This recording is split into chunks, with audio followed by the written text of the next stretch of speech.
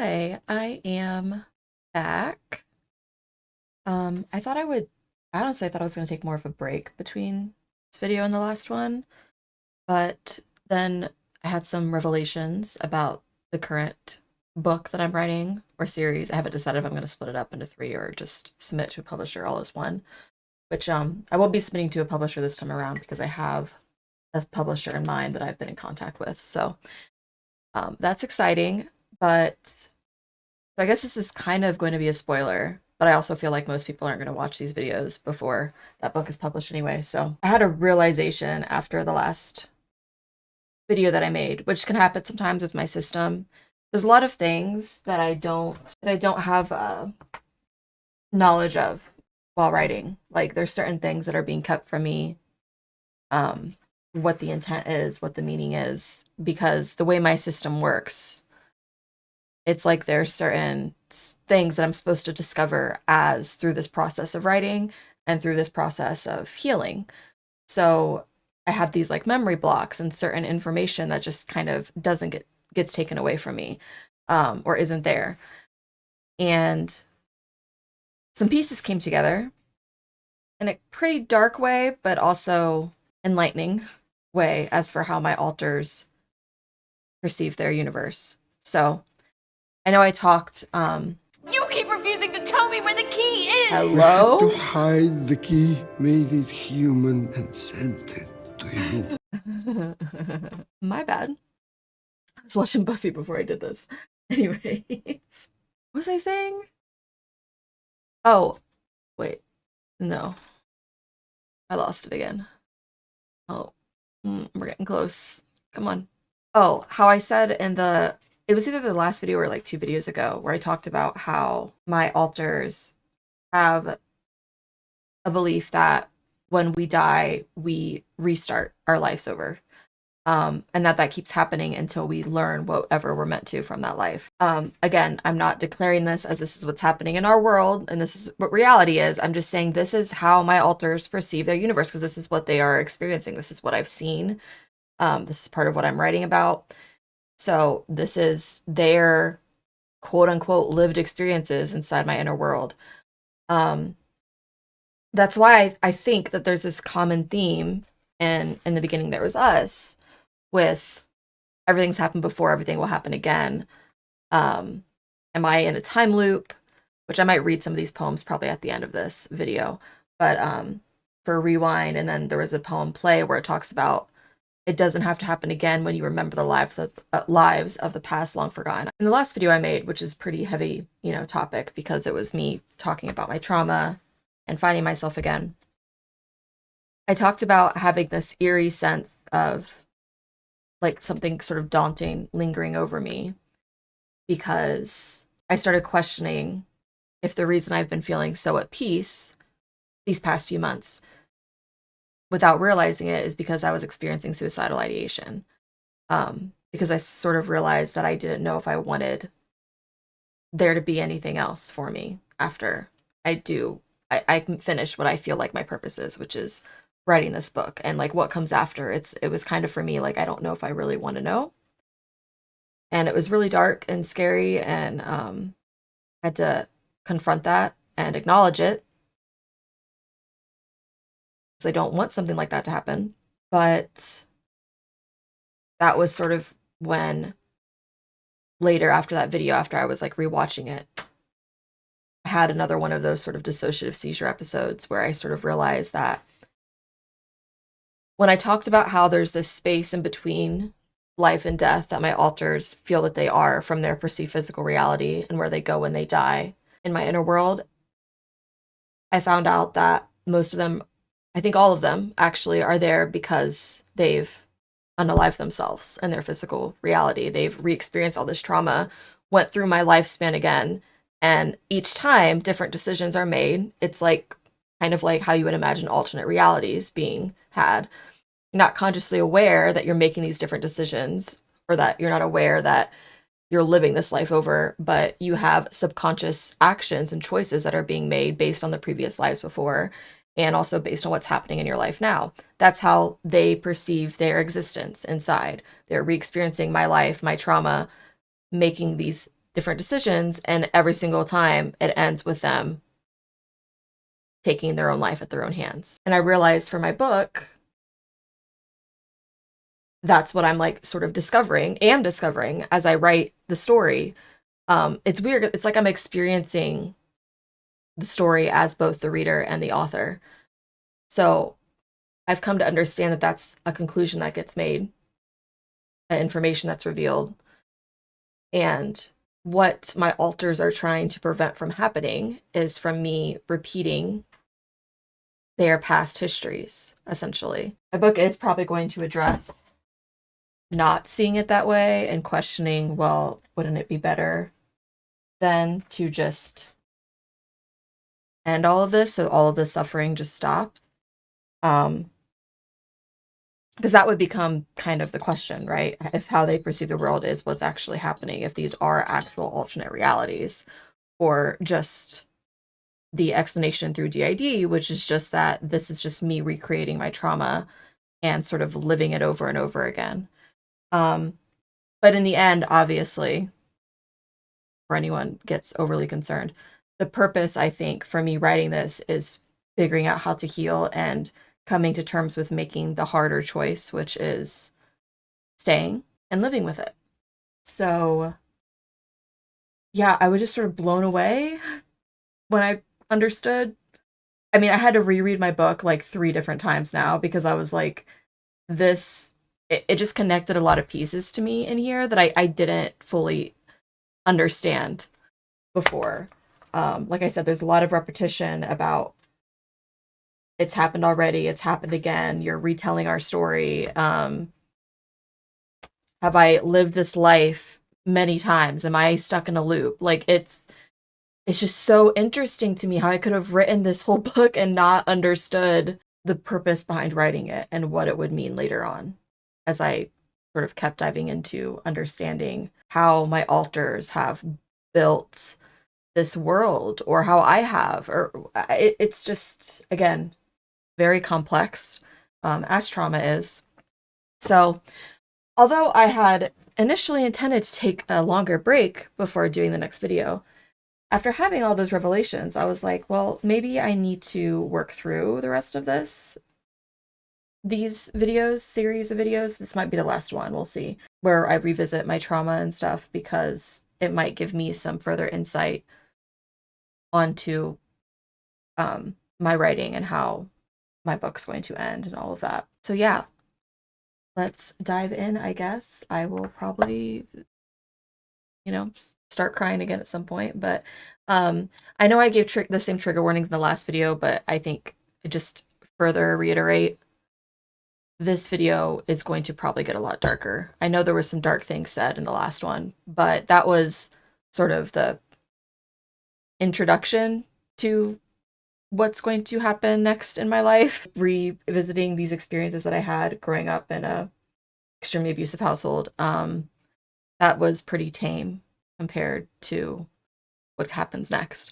So if you watched my last video and that was really hard or triggering for you, I honestly, I wouldn't recommend continuing this here, because it gets way worse before, it gets better, because I'm here now. And yeah. I remember things that happened to me as a child, and now that I'm an adult, I can put things together for maybe why they happened, or what she was doing, or why so many people were wrapped around this person's fucking finger. Like, nobody... I mean, people had their suspicions, but they didn't really know what was happening. So I might reiterate this here. I don't know. But as far as like suspicions and things that were obvious, besides like the fact that my behavior was slowly deteriorating, like I was becoming another person, my personality was fragmenting, in ways that I talked about in the last video, how I was talking to myself, spinning in circles, dissociating quite a bit. All signs that obviously something was wrong. And then 2, something I know like family started noticing, something I know she did, was isolate me, how most abusers do. Like I wasn't allowed to go visit my grandma, really. Like that was extremely limited, and everything. There was always an excuse for everything. I was fucked up. I was such a fucked up kid because of my mom, because of everything that happened with my mom. There was always an excuse for why I was fucked up that had nothing to do with her. And luckily for her, she had a fallback to that because she knew that there was trauma in my past, and she was able to use that to basically convince everyone else that that's why I was such a fucked up child. Even though prior to her entering my life, none of these things were happening. At least not to that extent, I don't believe. But something else I know they notice is like when I would be with family, this woman would literally make me, if she went to the fucking bathroom to go take a shit, I was literally in the bathroom with her, or I had to wait outside the door because she would not allow me to be alone with family because she wanted to control how I was engaging with them, who I was talking to. Because there was multiple points where I tried to tell people what was going on, and she wanted to make sure that she could limit that as much as possible and to make me feel really isolated. Because I think that was the other thing too. My therapist said with DID, it's not just the trauma that creates this disorder, it's also that sense, that knowledge that you don't have anybody. Which she definitely created that space for me. It was like I was in such a place that I knew that there was nothing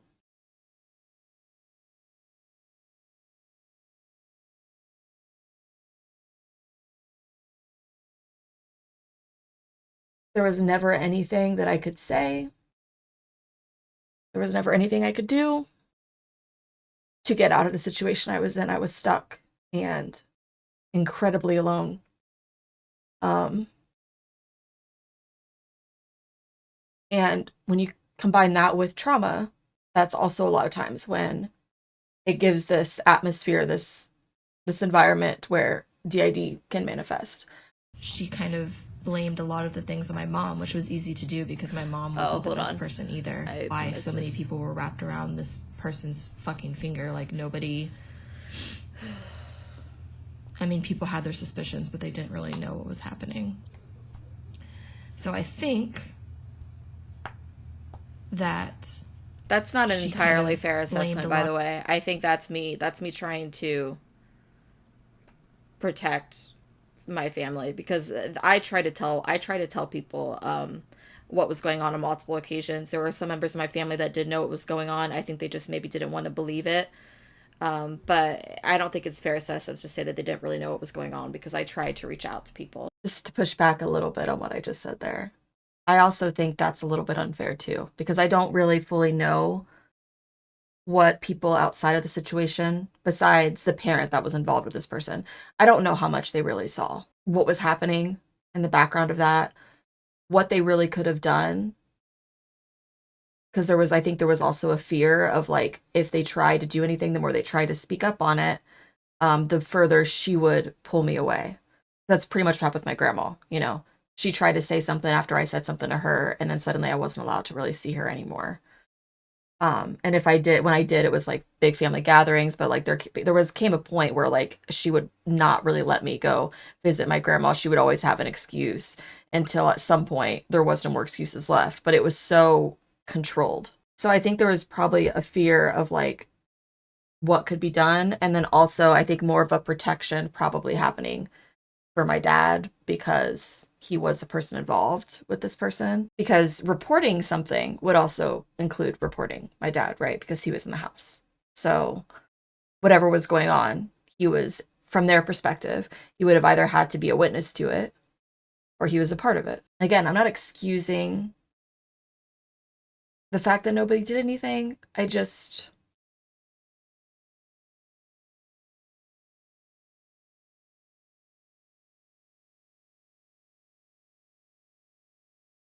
I know that it's easy to look the other way. I wish it wasn't, but that's sort of the rule, not the exception when it comes to these situations. So there's something inside of us that stops us, I think. And I can't fully judge what I don't really know the life experience of, because I wasn't in all of their heads. I don't know what they tried or didn't try to do, and what was enough or what wasn't. I didn't have to make the choices that they made. In the same way that they didn't fully understand what was happening to me, and they still don't really, because they can't hear it, because it's so awful that it's hard to like,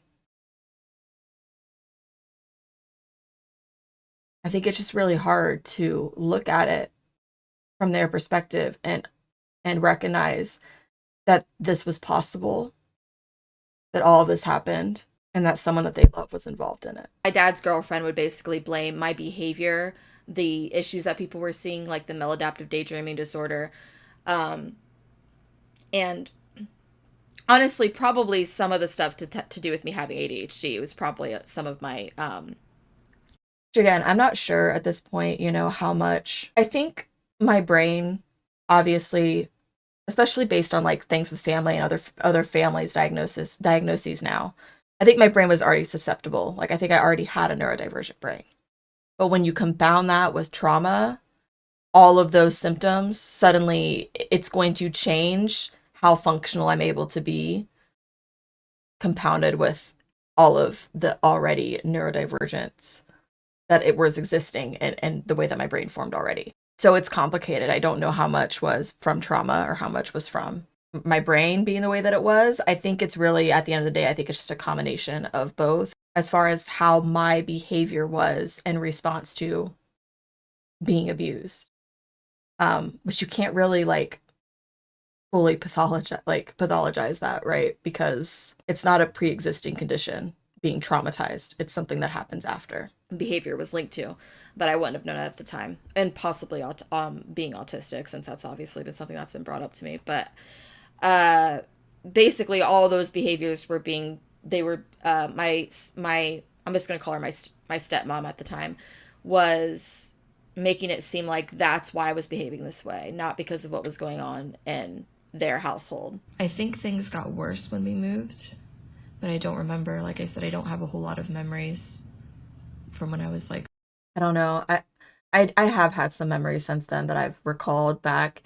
It's weird recalling memories that you've forgotten, because when you remember them, it's like you don't even know how you forgot it in the first place, because you remember remembering it. Like, I remember knowing that this stuff happened, and then somewhere along the way, as I got older, they disappeared. And then having to sort of relive it, because as you remember memories, it's like getting a flashback.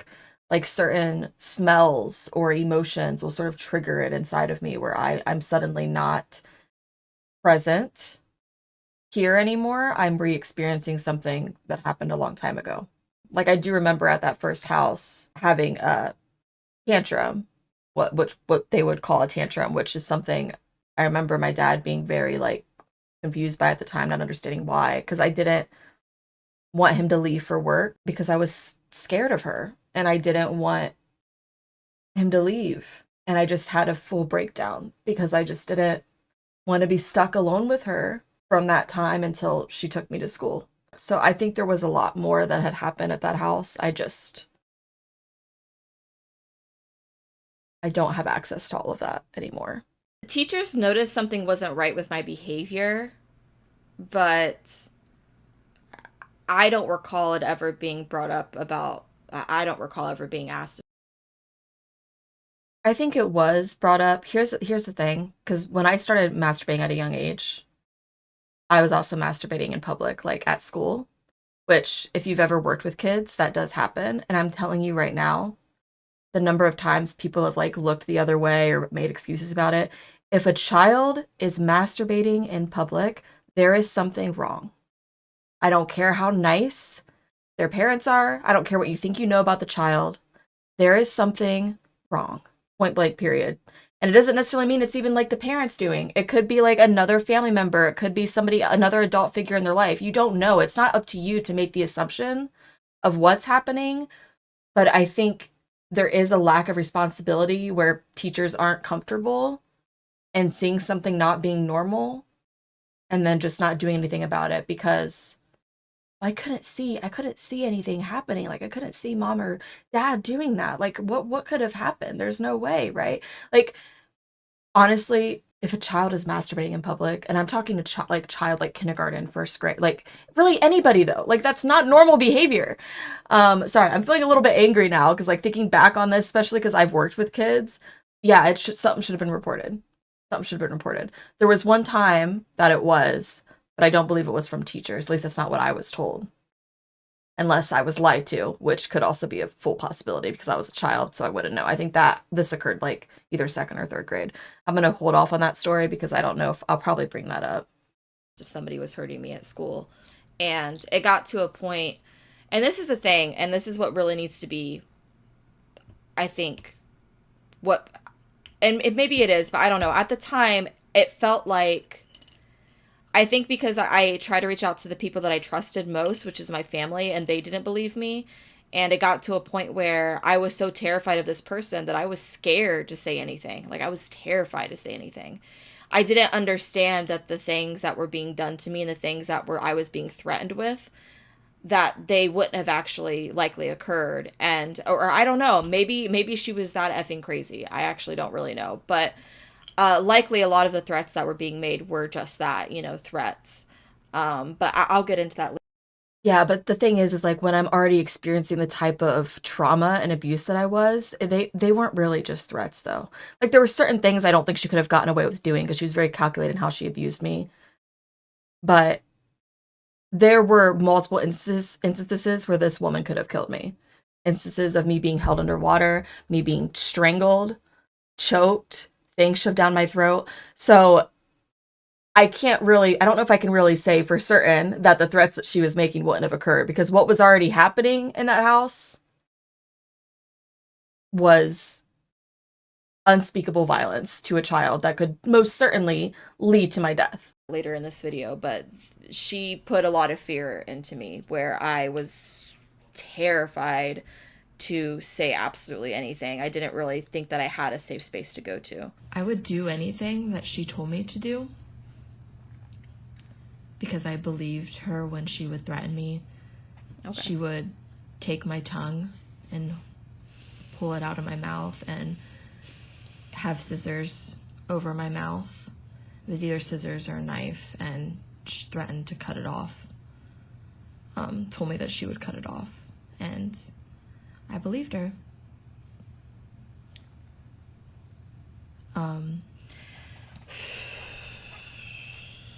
It was kind of a game to her. This wasn't like something that she did in a fit of anger, like the first time where I said she just like snapped. The first time that I remember where she just snapped. It became a manipulative, like a game. It was fun. She would laugh. No, babe, it was a game that time too. I say it was a game because the first time that I remember her hitting me, before she did it, she made me feel safe again with trying to get me to make brownies. And then the moment that I spilled batter, suddenly my head was getting slammed into a sink. It was already a part of a game for her. Like, there was no losing her temper. There's not, that doesn't, no, excuse it. This is just me, I think, trying to understand something that's just not understandable, which is how a person could be led to that amount, holding that amount of violence and anger and lack of empathy towards a child. And she would smile. Taunt me. She loved to taunt me. Sitting at the dinner table, and every time I scraped my plate with a metal fork, she would make me stand up and she would kick me in between the legs until I fell. Just weird. I don't know if I mentioned this later, but yeah, she would make up these weird, like, twisted, torturous games. So what I was talking about there is like, and my dad worked late hours, so there was a lot of this stuff particularly that he wasn't home for. But we were eating dinner at the table, and every time my fork scraped against the plate, also, I'm being protective here because there was a lot that he was home for. He wasn't just not there. And there was a lot that he participated in himself. I just couldn't accept that at the time of me making either of these videos, I think, really fully understand, because it's hard to fucking understand and come to terms with. She would make me stand up and she would kick me in between my legs. So I'm sitting here trying to eat, like trying not to make a sound, and she's just like waiting for me to mess up, essentially. There was a time when she made me go to bed like at a really early time in the middle. And I remember the food that it would be that I would be scraping the fork against. It's not like I was just sitting there scraping. No, okay, I don't even know why I'm excusing this, because it doesn't matter. It doesn't matter what the instance of me scraping a fork against the plate. There's no excuse for me to be beaten down like that. But it was like she would deliberately pick food, though, that would require me to like scrape the fork against the plate. Like it was like we were like cutting meat. Like I was eating steak, I remember. So I had to like cut the food. But she would just wait the moment that any sound that metal touched that plate. Yeah. Middle of like summer. I mean, it was still daylight outside, I remember. Because I got in trouble for something. I don't even know what it was. Probably something that I shouldn't have been in trouble for, but I was always in trouble for something. So I don't even know. I think this memory that I'm recalling now was probably the first day of like summer vacation. From either first or second grade. And I remember this was, you know how most kids like look forward to summer vacation, like that's supposed to be a joyous time. No, school was me being able to be away from this person. That was literally the only escape that I had at that point, because she isolated me from everyone else. And honestly, I wouldn't be surprised. I don't know this for certain, but it wouldn't surprise me if she had plans to try to get me to be homeschooled or something. Wouldn't shock me at all. And like that just wasn't allowed to happen against her wishes. I'm assuming, because there's no way that she was even okay with me honestly going to school. But I was terrified of summer vacation. Like that was the time of the year that I dreaded the most, because there would be no escape at that point. Every time my eyelids twitched. Oh, so what I'm talking about here is she made me go to bed early. I think it was like the first day of summer vacation. It was still light outside. And then she would sit there at the bed, like on the side of the bed, and wait for me to go to sleep, because I had to go to sleep. And she would be like, you need to go to sleep right now, like right now, like that, like not possible, right? Again, it's so sadistic. Games that she knew were going to that I was going to fail, not be able to meet her expectations or whatever it was that she wanted me to do, so that she could then have this excuse to like do whatever weird torturous thing she wanted to do to me that day. She would like flick my eyelids, like, because I wasn't asleep yet. Like these weird fucking like games, like just to torment me, psychologically, really, and physically, obviously. Made things into some sort of twisted fucking game. Our dog, we had a Rottweiler at the time. All right, I know that I've given so many trigger warnings. I'm about to give another trigger warning. So, being forced to ingest something that no human or child should be ingesting. He was sick, and he like shat all over his pen. And she talking about our dog. It up. And as I was going to clean it up, she kicked me. And then she took the scooper that I was using and wiped it on my mouth.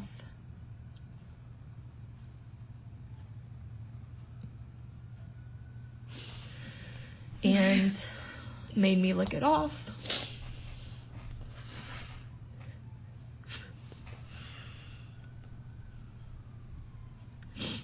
Whew.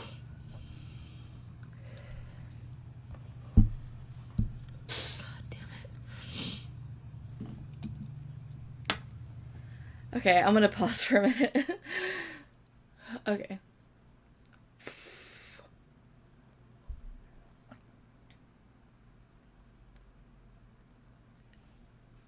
All right, I'm good.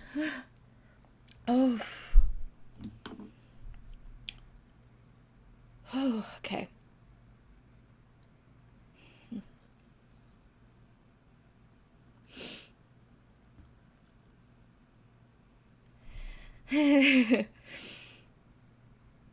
Sorry, I'm like thinking of something to say and there isn't really anything to say to that. It's fucking awful. And it's crazy to me that I remember telling my grandma this, and like I remember going and telling her again later in life, and she's like, "That never happened." And I'm like, "Yes, it did. I told you that it happened." Again, it was just like this denial of like the depravity, I think, like just not being able to. I think it hurt too much to understand that I had gone through that and that nothing was being done about it. Like the things that I was experiencing as a child, but also just to understand that someone could do that to a human being, let alone a kid. It's just,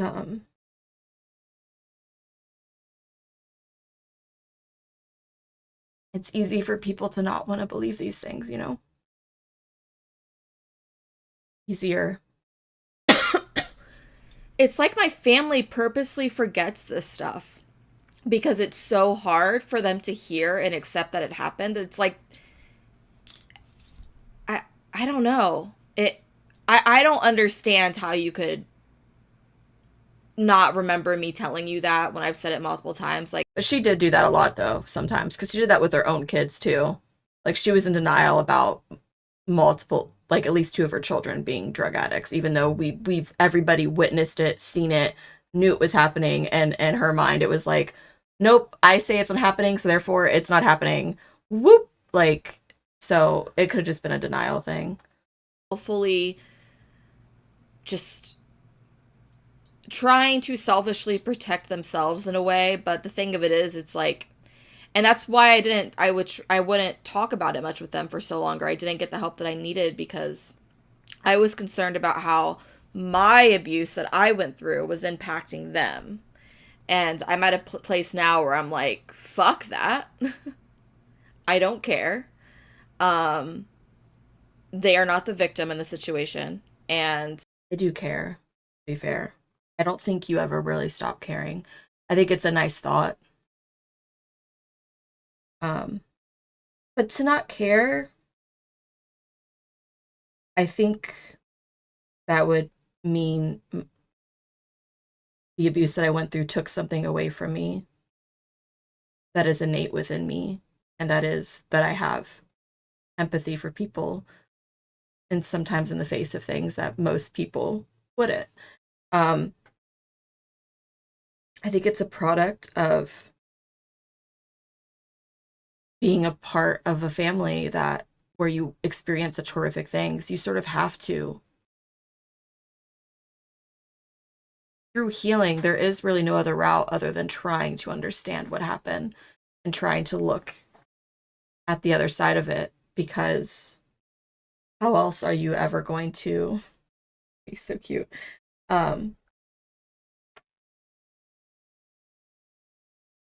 Know how to have conversations like this, know how to educate people to sort of prevent these things from happening again in other homes.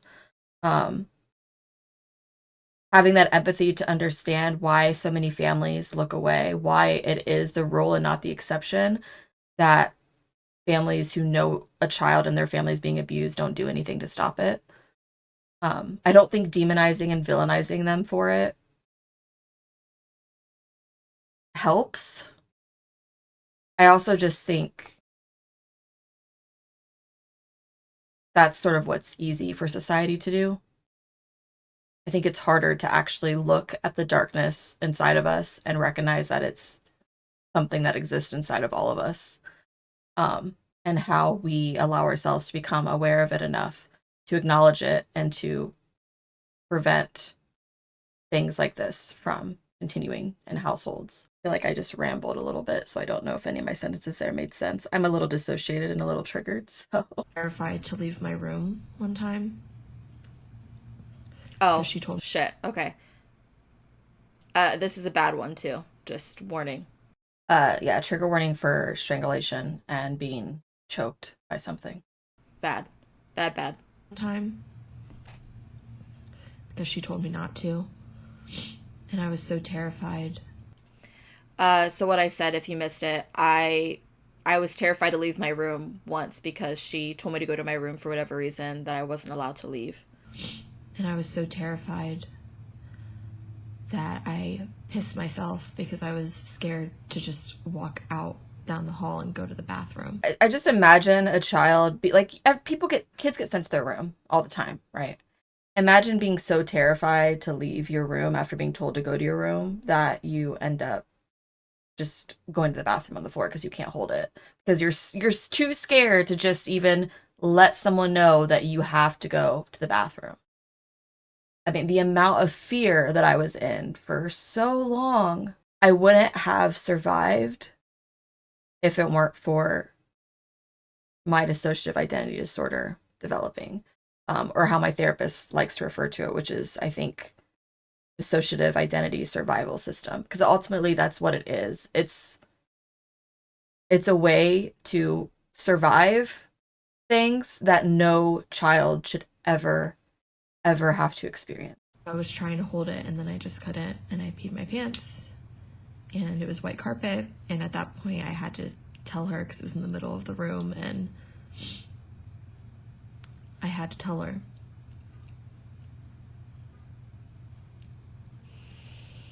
She came upstairs with paper towels and started cleaning it up and was screaming. And then she shoved the paper towels down my throat and was choking me. And with her hands around my throat too. I thought in that moment that I was going to die. I thought she was going to kill me. She had this look in her eye like she just completely lost it, and I couldn't breathe.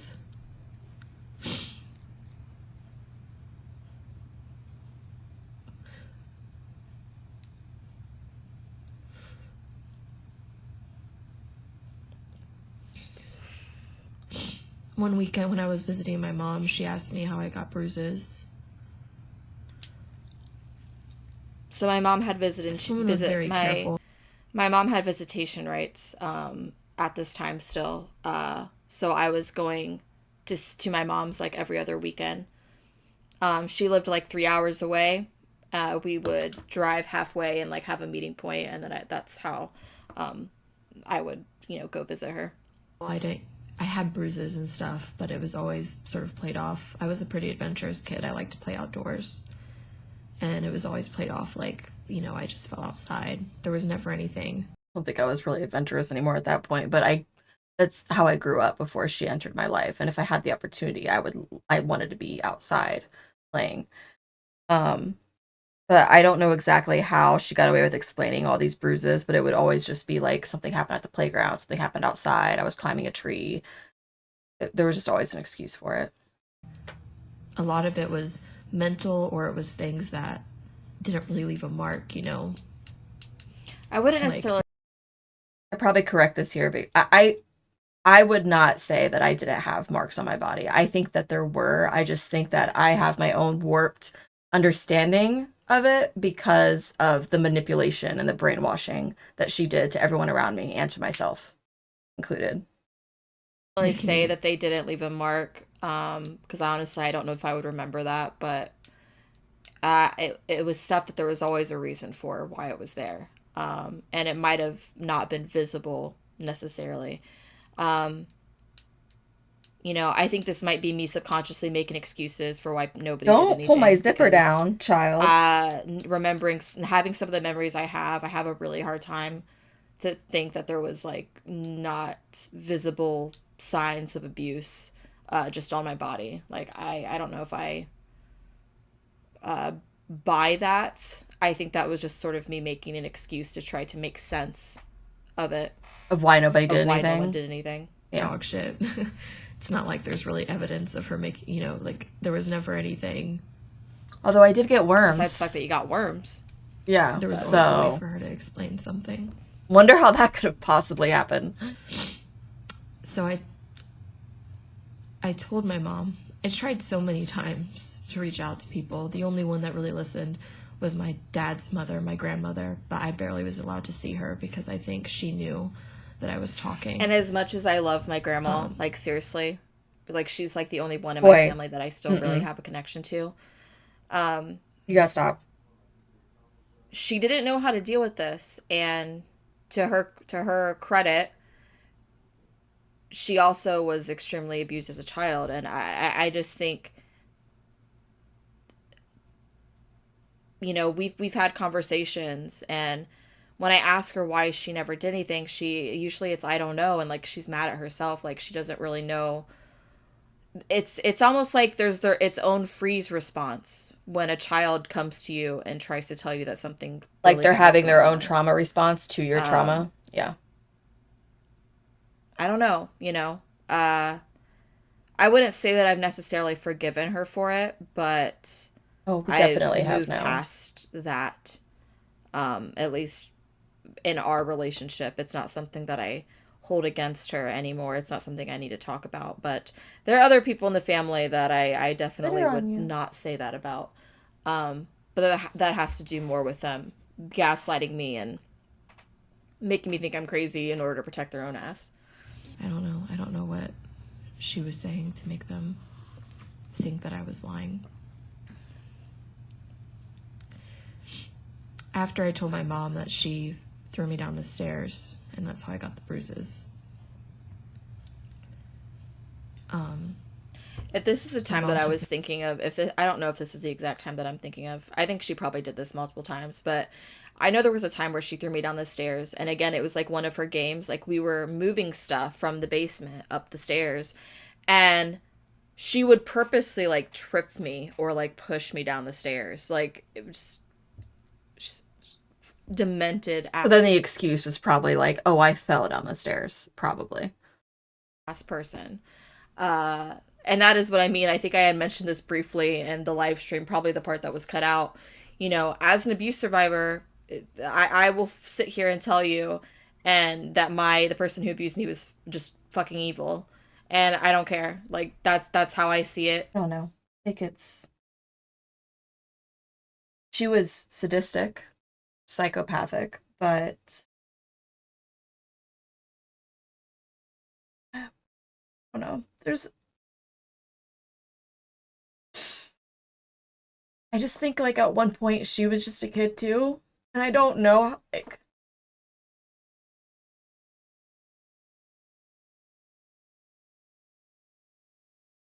I can't comprehend what somebody has to experience to become what she became.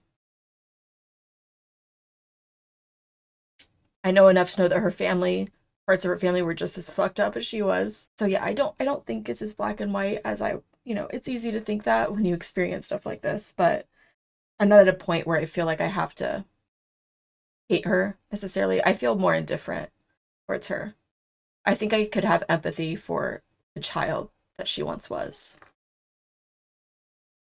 as we all are at some point. I think something made her the way that she was.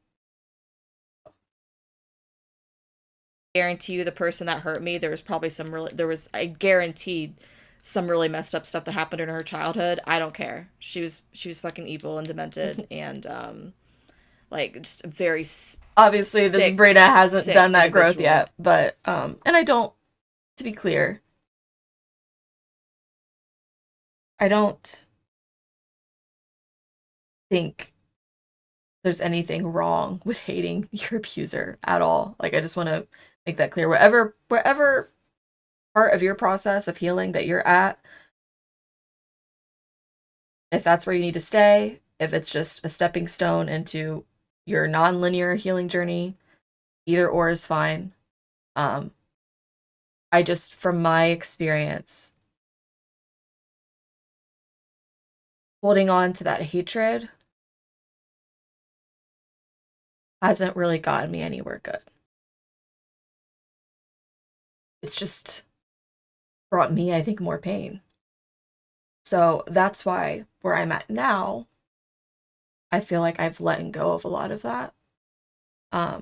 And I'm more at like a grieving stage where I'm sort of reprocessing and grieving what I had and what could have been. Please don't tangle yourself in my cord.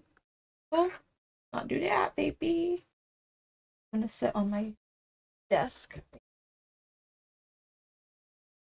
Just not directly in front of the.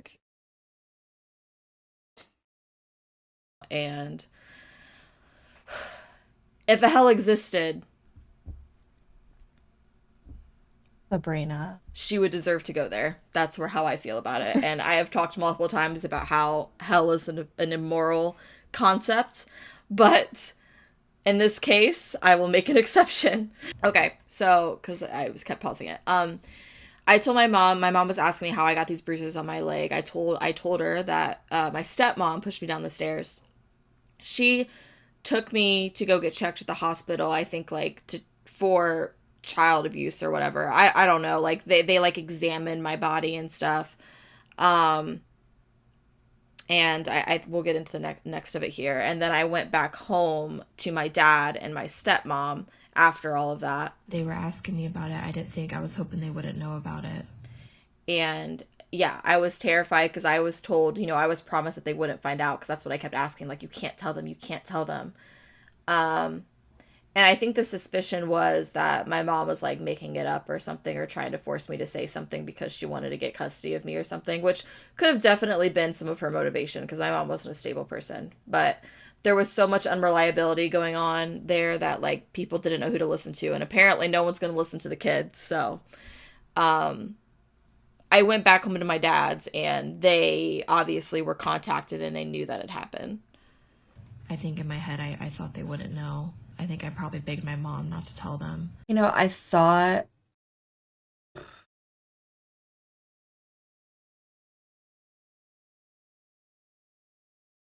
I could do the rest of this in one video, but I don't think I can. I'm going to end this one here, and then I think the last part 3 will sort of be the end of this. But I think after that, I'll probably take a break a little bit and focus on my writing. If there is anyone watching that's like concerned, this is a part of my own process in healing and sort of seeing how much I've grown and being okay with the fact that I wasn't in the same spot then that I am now, because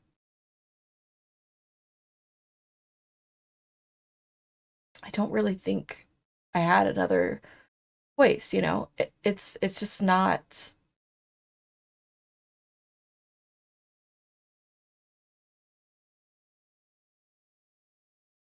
It takes so long to process this stuff, and you can't force it when you're not ready. And I just don't think I was ready. I mean, I didn't even know I had a DID system here. Obviously, communicating with my alters has helped me immensely, and I think it will continue to help me as I sort of process all of this and find a way to put it into my book and my story. I was trying to think of how I could end this video, and then I remembered I was going to read some of the poems that I mentioned earlier in here. Pause. Am I in a loop? Have I lived in these binds, walked this path in this body, went by this name many times? Am I? Is there time or a tape that rewinds? Are we a spiral of mirrors, an eternity of the seen and the seer? Are you the words on the page? Are you the pen and the paper? Are you? Are we in a loop? If there is no beginning and no end, then who had these thoughts first? The you in this moment reading them alone in your head, or the me typing them late at night in my bed? Am I an alter of the authors, or a subconscious of the readers? Am I you? Are we the absolute? Are you in a loop? Rewind. Live, die, rewind. Wake up and realize you are the remote and the eye of time. Live, die, rewind. Death is no longer needed or present when you remember it's already happened. Live, die, rewind. It doesn't have to happen again. It only will until you remember you are the watched and the watcher. Live, die, rewind. Glitch. I blinked and I don't remember if the last 5 minutes happened inside or outside of my head. Is it all in my head? Am I in yours or are you in mine? Did you realize what I just realized? Play. Everything has happened before, and everything will happen again. Do you get it yet? The matrix of the universe is not a simulation with a cruel unknown maker controlling you on the other end. It's a story. One we are the creators, the characters, the readers, the directors, and the watchers of over and over and over again. When we remember we are the author, what do you think happens next? What are you so afraid of? Death? The dead are our friends. Do not fear death and do not hide from what is dead. The dead are but a reminder of where you and I have already been, and will be again until we remember all the lives of the past long forgotten. Do not fear being death, for death is but an endless dream. The dead do not fear sleep. We dive in. So, looking back on that section and rereading it, it brings me back to what I said at the beginning of this video, which is my coming to realization that how my alters perceive their inner world is that they've been reliving parallel universes in a way. I don't know another word to describe it, but in my inner world, they have these like other life paths where they're repeating my life, making slightly different decisions from me, becoming a different person than the version of who I am. Some of them have even, in my world, written this book. I've seen it. I've seen it in my dreams, except like the name will be a little bit different and this will be a little bit different. Things look a little differently. Like I know there was one that was called Brina Ann Rice instead of Brina B. Rice. I remember holding that book and being confused because I knew it wasn't the correct name. And then, and what they believe to be their physical plane of existence, they end up taking their life. And they end up back in what I call the hive, which is where my next series or the next book will be taking place, which is this sort of in-between space between their physical reality, what they perceive to be their physical reality, and death. And I think this whole journey that they're taking me on to reprocess my trauma and to remember them is about preventing me from reenacting the choices that they made and what led them to no longer wanting to be alive in their realities, what they perceive to be reality. And again, I keep saying perceived to be because I don't want to come off like I'm saying this as a fact, like there's alternate realities or alternate dimensions where I've lived this life multiple times. But through my experience with DID, I am literally feeling and experiencing what my alters feel. And this is for them. This is their reality.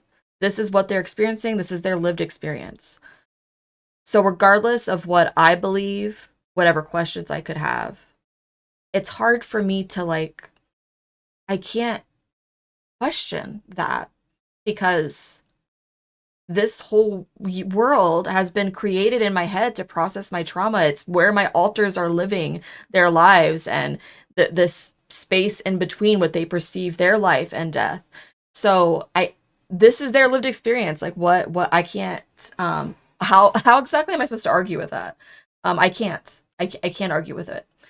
I can just validate and respect it and understand it, like coming to learn from them and whatever it is that they feel like I need to know about their existence, which is, I think, is what I'm doing through this process of writing my books, plural. All right. So I guess that's it for now. Stay safe, take care, and I will catch you in the next one. Bye.